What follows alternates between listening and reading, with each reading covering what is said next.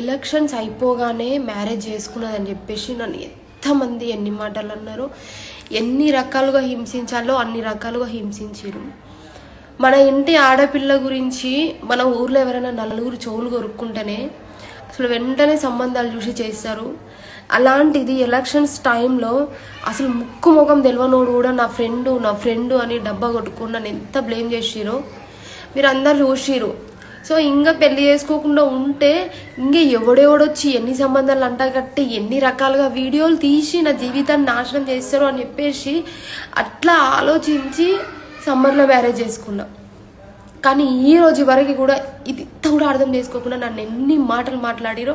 ఒకప్పుడు నేను మస్తు మంచిదాన్ని, కానీ ఇప్పుడు చాలా చెడ్డదాన్ని. పెళ్ళి చేసుకోవడం ఇంట్రెస్ట్ లేకపోయినా ఒక 1 year ఆగుదాం అనుకున్నాం మేము. మా ఫ్యామిలీలో అటు చెప్పుకున్నా ఇటు చెప్పుకున్నా, 2 sides ఒక 1 year ఆగి చేసుకుందాం అనుకున్నా. కానీ ఇంకా ఎన్ని రకాలుగా నన్ను బ్లేమ్ చేస్తారో అని భయపడి పెళ్ళి చేసుకున్నా. కానీ ఈ రోజు వరకు పెళ్ళైన సంతోషం లేకుండా ట్రోల్స్ చేసి చేసి చేసి మానసికంగా నన్ను ఇంత బాధ పెడుతున్నా అన్ని దేవుడు చూస్తూనే ఉంటాడు. నేను ఎవరిని ఏమన్నాను, కర్మ ఎవరిని వదిలిపెట్టదు. నేను తప్పు చేసి ఉంటే నన్ను కూడా వదిలిపెట్టదు. అనవసరంగా మీరు నన్ను అంటే మిమ్మల్ని కూడా వదిలిపెట్టదు. ఇంతకు మించి నేనేం చెప్పదలుచుకోలేదు ఇక.